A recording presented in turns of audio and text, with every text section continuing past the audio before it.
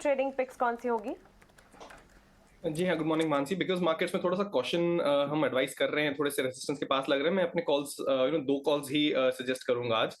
जैसा कि IT sector में हम एक बाउंस देख रहे हैं। मेरा जो पहला पिक है ये आईटी पैक से रहेगा, and the leader which is Infosys. इस स्टॉक में अगर हम डेली चार्ट्स पे देखें तो एक डबल बॉटम पैटर्न फॉर्मेशन दिख रहा है, जहां पे 1350 1360 के जो जोन हैं इसके आसपास स्टॉक ने सपोर्ट लेके एक अच्छा खासा बाउंस दिखाया है। थोड़ा सा प्रीएम्प्टिव है बिकॉज अपनी नेकलाइन को ब्रेक करने के कगार पे है, लेकिन एक अच्छा बाउंस आया है। और अगर मैं इसका डेरिवेटिव सेटअप डेटा देखूं तो 1500 तक के जो कॉल्स हैं वहां पे अच्छी खासी राइटिंग है, which means there is still room for this stock to run up about 110 points from here. Trading के लिहाज से अगर आप लेना चाहें तो 1450 के इमीडिएट टारगेट से बाय करिए। यहाँ पे 1360 का आपका स्टॉप लॉस बन के आएगा।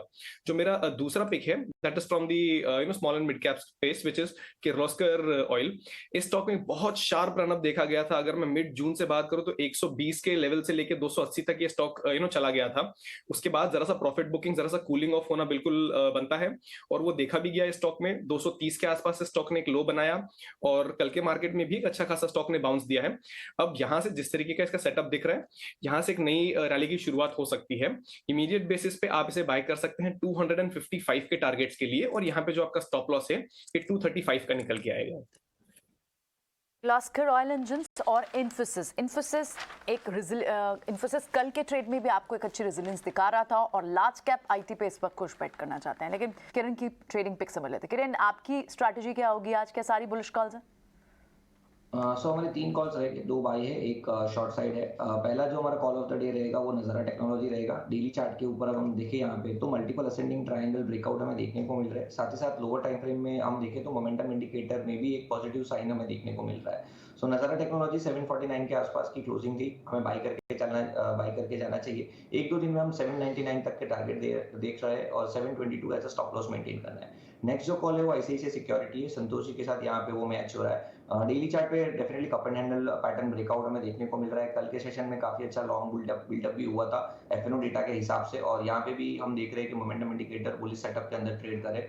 तो 548 की क्लोजिंग थी, हमें लॉन्ग करके जाना चाहिए। 570 तक के हमारे टारगेट है, और 534 एज अ स्टॉप लॉस हमें मेंटेन करना है। लास्ट जो हमारा कॉल है वो शॉर्ट साइड की तरफ है, जीएनएफसी में अगर हम देखेंगे तो डेली चार्ट के ऊपर काफी जो उनका एक सपोर्ट था वो तोड़ के काम कर रहा है 700 का।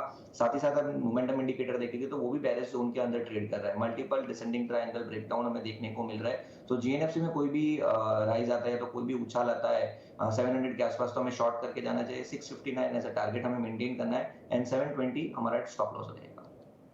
ये आगे बढ़ते रहेगा, इसलिए डिस्कस करना जरूरी था। संतोष हमारे साथ बने हुए। संतोष, आप भी अपनी बाजार की कॉल बताएं और कौन से ट्रेड्स आप लेना चाहेंगे, वहां से भी शुरुआत करें।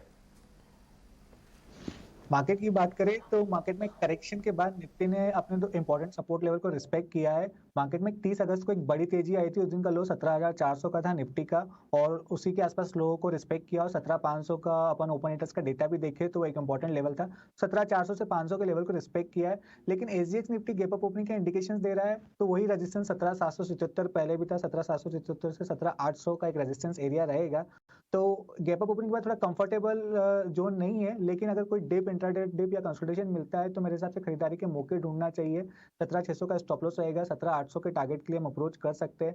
बैंक निफ्टी की बात करें तो बैंक निफ्टी में भले ही कल सेकंड हाफ में हल्की वीकनेस देखने को मिली थी, लेकिन अभी भी आउट परफॉर्मेंस जारी है, क्योंकि अपने 9 डे के मूविंग एवरेज अराउंड 40,500 के आसपास है, उसको अच्छे से रिस्पेक्ट कर रहा है, और इमीडिएटली 41,200 का एक रेजिस्टेंस रहेगा। इसके ऊपर निकलता है तो फिर से हमको शायद 41,500 41,700 के लेवल देखने को मिलेंगे। तो यहाँ भी 40,700 के स्टॉप लॉस से खरीदारी की जा सकती है।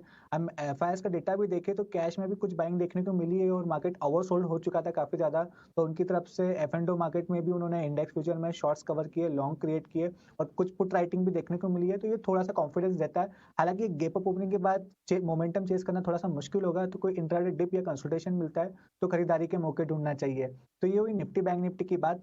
स्टॉक्स की बात करें तो मेरे 3 कॉल्स है, तीनों बाइंग साइड है। पहला स्टेट बैंक ऑफ इंडिया, कल के वीक मार्केट में भी इसमें बहुत अच्छा आउट परफॉर्मेंस देखने को मिला, और लगातार कई ब्रोकरेज हाउस की इस पे बड़े टारगेट्स के साथ रिपोर्ट्स आ रही है।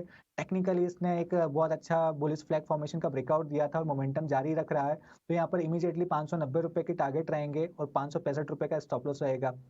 मेरे दो कॉल मिड कैप स्पेस से है।